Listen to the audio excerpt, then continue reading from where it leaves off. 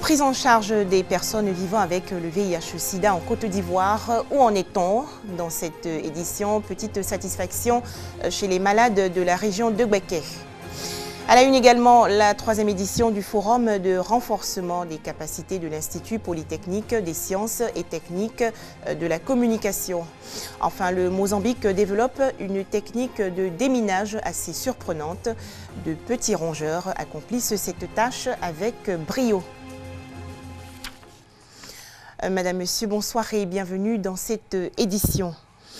Plus de 30 millions de personnes vivant avec le VIH-Sida dans le monde, selon des chiffres publiés en 2011. Et selon les agences des Nations Unies, leur prise en charge s'améliore un peu partout. En Côte d'Ivoire, plus de 200 sites de prévention et de prise en charge du VIH ont été mis en place. À noter également le renforcement des établissements sanitaires régionaux. Quelle est justement la situation dans la région de Gbeke? C'est un reportage de Maria Kobi et Kwadio Kwame de RTI Bouaké. Selon l'ONU-SIDA, 36,9 millions de personnes vivaient avec le VIH en 2014 et 17 millions étaient sous traitement en 2015. La pandémie du VIH-SIDA étant à la base de perturbations de plusieurs ordres. Elle nécessite une intervention large et diversifiée. En effet, les personnes vivant avec le VIH ont besoin de soutien pour faire face à cette pathologie chronique qui entraîne généralement un rejet social. Ainsi, une bonne prise en charge contribuerait à améliorer leur état de santé. Depuis le secrétariat jusqu'à la pharmacie, je n'ai pas de problème avec quelque chose. On me reçoit bien, on ne me prend pas l'argent aussi, ni les médecins, comme les pharmaciens, comme les assistances, et tous me conseillent comment je dois me conduire, tout ça. Même je fumais la cigarette, j'ai arrêté de fumer.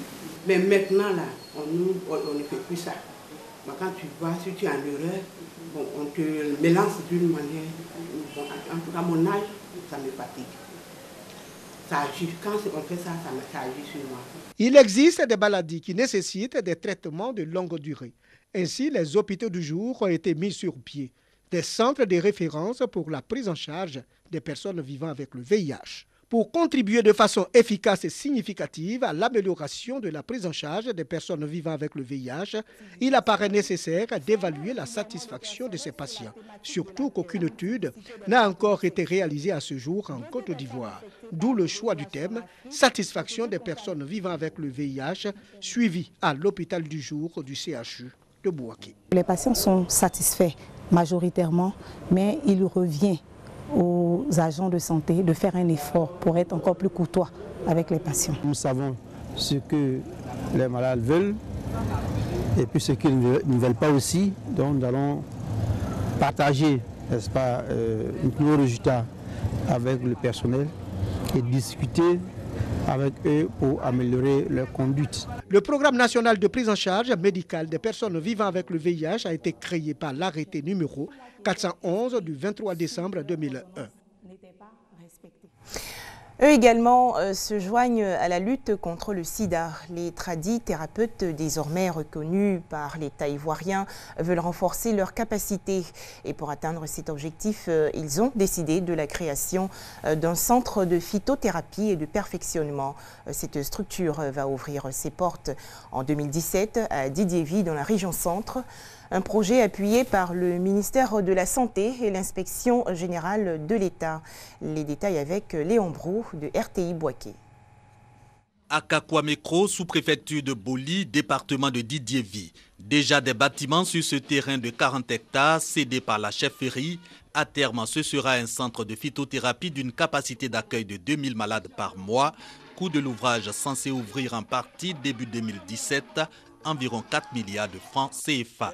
Une initiative des professionnels des départements de Toumoudi et Didiévi pour promouvoir la médecine traditionnelle. Nous comptons aider les débutants et même les professionnels à améliorer et perfectionner leur savoir pour venir en aide aux populations. Redonner un autre visage de la médecine traditionnelle en faisant valoir les connaissances de l'Afrique profonde. Pour la construction de ce centre de soins et de formation, le ministère de la Santé et l'Inspection générale d'État apportent leur soutien. Promesse d'appui financier et d'implication du premier dans les procédures administratives et 5 tonnes de ciment pour le second par le biais du professeur Justin Kofi. La médecine traditionnelle existe et c'est dans la médecine traditionnelle qu'on tire des éléments, qu'on perfectionne pour donner ce que nous appelons la médecine moderne. Mais il en reste encore beaucoup. En ce qui nous concerne, nous allons vous accompagner scientifiquement, techniquement. Nous allons mettre notre réseau international à votre disposition. Quand il sera opérationnel, le centre de phytothérapie et de formation d'Akakwamekro va accueillir, outre les malades et acteurs nationaux de la médecine traditionnelle, ceux des autres pays. Les États-Unis face au virus Zika. Un bébé né avec une grave malformation du cerveau est mort au Texas. Il s'agit du premier décès dû au virus Zika dans le sud du pays. Selon les autorités américaines, la mère avait été infectée à l'occasion d'un voyage en Amérique latine. On va à présent découvrir une technique surprenante de déminage. Ce processus est développé au Mozambique. Pas de chien dressé ou de détecteur de métaux. Une organisation non gouvernementale utilise plutôt des rats. Ces rongeurs détectent les explosifs grâce à leurs dons olfactifs. Regardez. Ces rats géants ne cherchent pas de la nourriture. Leur mission, trouver l'odeur d'explosifs. Ils suivent une formation à Morogoro en Tanzanie pour détecter les mines antipersonnelles. Dans ces boîtes, nous avons enterré des mines antipersonnelles. Les rats doivent passer dessus, renifler, et quand ils sentent l'odeur de TNT sur le champ de mine, ils doivent gratter et le coordinateur de l'entraînement doit cliquer puis donner une récompense. Chaque année, les mines antipersonnelles tuent 15 à 20 000 personnes dans le monde, majoritairement des enfants. Une fois leur entraînement terminé, les rats seront envoyés au Mozambique, en Angola et au Cambodge. Grâce à ces nouveaux démineurs, l'ONG belge Apopo a déjà neutralisé plus de 83 000 mines. En termes d'opération sur les champs de mines, les rats ne pèsent rien. Ils pèsent beaucoup moins que ce qui est nécessaire pour faire détonner une mine directe. Donc vous pouvez les utiliser pour tous les types de mines sans aucun problème. Dans un laboratoire voisin, Violette et Oprah passent de tube en tube pour renifler la tuberculose. Les employés d'Apopo sont aussi utilisés pour diagnostiquer cette maladie qui tue chaque année plus d'1 million de personnes. Nous détectons en moyenne 40% de patients testés positifs de plus que les hôpitaux. Donc nous repérons plus de malades à temps. Je pense que nous avons déjà sauvé plus de 10 000 personnes.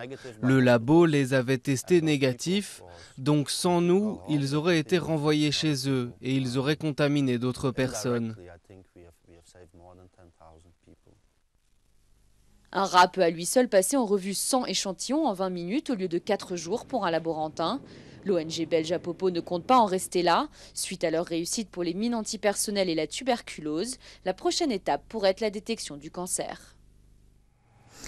Un tout autre sujet à présent avec la 3e édition du Forum de renforcement des capacités de l'Institut Polytechnique des sciences et techniques de la communication.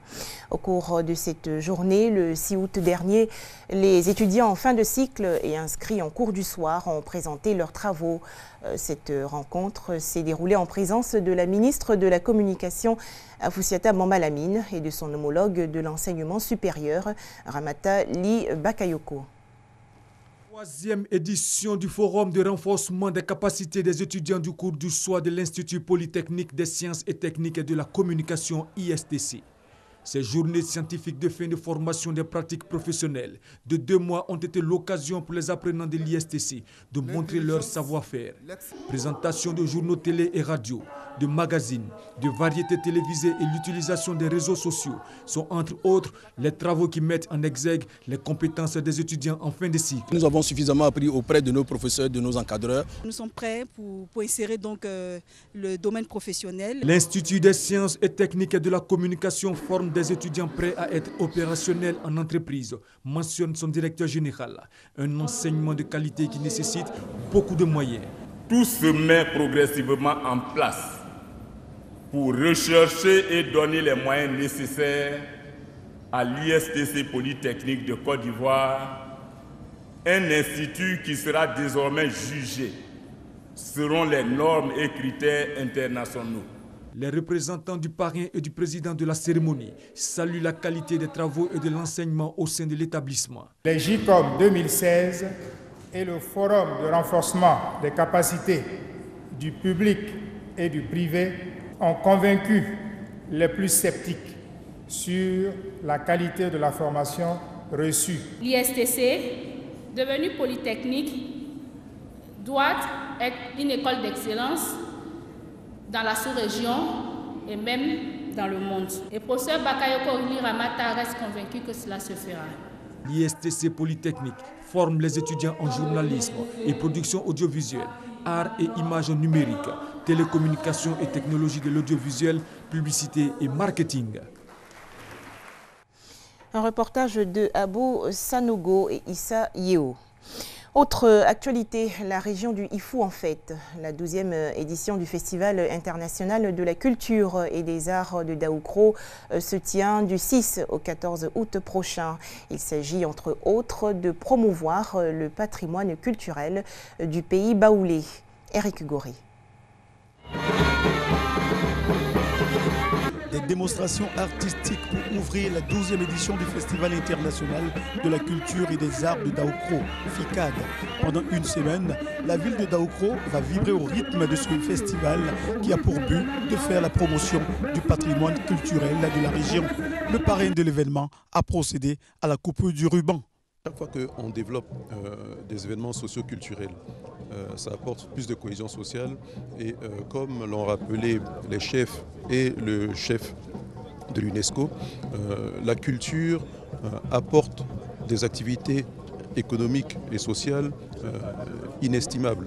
Le FICAD, c'est aussi un cadre d'échange et d'opportunités d'affaires pour les opérateurs économiques, une place de choix pour l'insertion des jeunes, selon les initiateurs. La particularité de cette 12e édition, c'est l'accent qui est mis sur l'employabilité, l'emploi jeune, avec l'agence emploi jeune, qui pendant une semaine vont écouter les préoccupations des jeunes ivoiriens, chômeurs, diplômés, sans emploi, qui pourront venir, n'est-ce pas, écouter les conseils et voir des opportunités de financement des projets.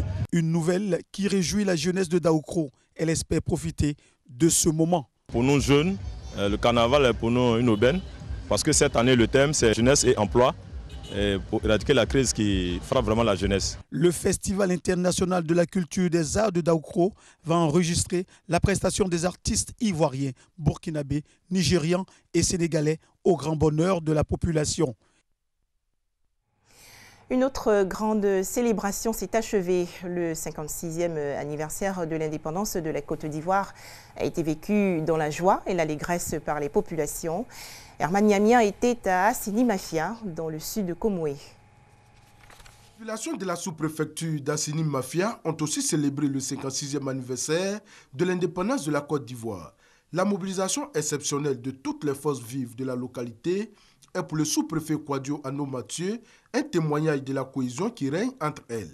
Il leur a demandé de soutenir les actions du président Alassane Ouattara pour l'émergence de la Côte d'Ivoire. Les nombreuses populations sorties le long de la voie principale ont eu droit à un défilé. Les forces de défense et de sécurité ont été rejointes pour la circonstance par les artisans, les agriculteurs, les communautés étrangères vivant dans la localité et les différents groupements et associations de la ville. La célébration de l'an 56 de l'indépendance de la Côte d'Ivoire a réuni à Agnibi-le-Cros autorités coutumières, religieuses, les chefs de service et l'ensemble des populations autour du roi du Guablin et du corps préfectoral. Tribune choisie par le préfet Suleiman Bamba pour inviter ses administrés au renforcement de la cohésion sociale qui règne à Agnibi-le-Cros. Il a également exhorté les cadres à l'union pour le développement de leur département. Cette célébration a été l'occasion de récompenser les meilleurs élèves et les meilleurs acteurs de développement du département d'Agnibi-le-Cros. Un défilé des forces vives du département a mis fin à cette célébration. Et pour terminer, des images de la grève de la faim la plus longue de l'histoire. Cela se passe en Inde. 16 ans, c'est le nombre d'années qu'a duré cette protestation. Irom Sharmila, une militante des droits de l'homme, avait entamé son jeûne en 2000 pour demander la fin des pouvoirs spéciaux accordés aux forces armées dans le nord du pays. Surnommée la Dame de Fer, Irom Sharmila se lance désormais en politique. Voilà donc qui m'a fait ce journal sur RTI2. À demain, 19h30.